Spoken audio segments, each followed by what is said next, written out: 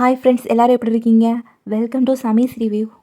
கண்ணாடி போல் பளபளப்பான குறைபாடற்ற சருமத்தை பெற விரும்புகிறீங்களா? நீங்கள் இன்றைக்கி வீடியோவில் கொரியன் கிளாஸ் ஸ்கின்னை பெறுவதற்கான ரகசியத்தை எளிமையாக பார்க்க போகிறோம்.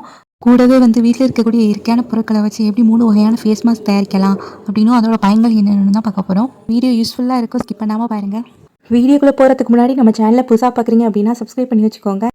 பளபளப்பான ஸ்கின்னை யாருக்கு தாங்க பிடிக்காது? நமக்கும் பளபளப்பான ஸ்கின் வேணும் அப்படின்னு விரும்பாதவங்க யாருமே இருக்க முடியாது. பளபளப்பான சருமத்தை பெற நம்ம பல வழிகளை முயற்சித்தாலும் நம்மளுடைய தோல் பராமரிப்பு வழக்கத்தில் நீரேற்றத்துக்கு முன்னுரிமை கொடுக்கணும். அந்த வகையில் தினமும் நிறைய தண்ணீர் குடிக்கணும். தண்ணீர் நிறைந்த காய்கறிகளையும் பழங்களையும் அதிகமாக நம்ம எடுத்துக்கிறேன்னு.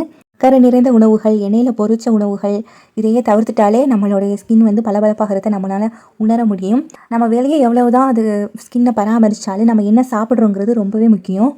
நம்ம என்ன சாப்பிட்றோங்கிறது தான் வெளியில் நம்ம ஸ்கின் பிம்பிள் ஆகிறது. இதுக்கெல்லாம் காரணம் எண்ணெயில் பொரிச்ச உணவுகள், சுகர் ஐட்டம்ஸ், இந்த மாதிரி கொழுப்பு நிறைந்த உணவுகள் எடுக்கும்போது முகத்தில் பிம்பிள் வர்றதையும் நம்மளால் பார்க்க முடியும். கொரிய பெண்களுக்கு இருக்கக்கூடிய கண்ணாடி போன்ற சருமம் என்பது மிருதுவான பளபளப்பான சருமத்தை குறிக்குது. இத்தகைய சருமத்தை பெறுவதற்கு அவர்கள் இயற்கையான பொருட்களை மட்டுமே பயன்படுத்துகிறாங்க.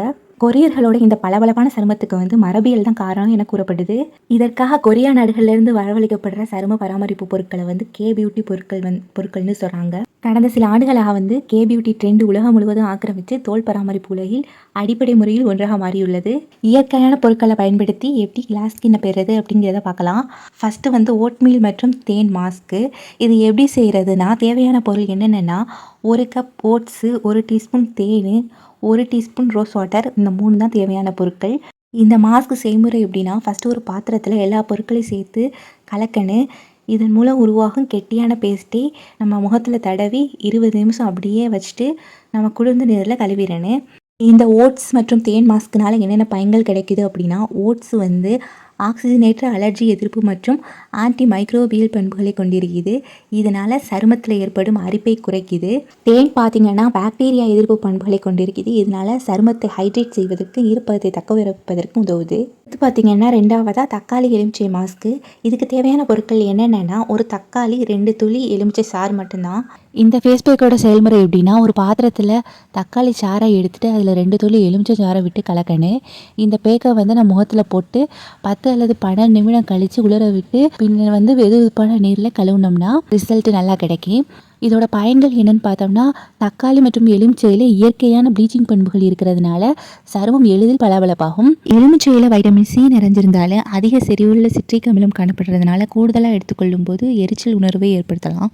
அப்புறம் கடைசியாக அரிசி நீர் ஃபேஸ் வாஷ். இது எல்லாத்துக்குமே சூட் ஆகும்னு நினைக்கிறேன். தேவையான பொருட்கள் என்னென்னா, 1 கப் அரிசி, போதுமான அளவு தண்ணீர். இந்த அரிசி நீர் ஃபேஸ் வாஷ் எப்படி பண்ணுறதுனா, 1 கப் அரிசியை தண்ணீரில் போட்டு கழுவிட்டு தூசியெல்லாம் நீக்கினதுக்கப்புறம் ஒரு பாத்திரத்தில் போட்டு தண்ணி ஊற்றி ஊற வைக்கணும்.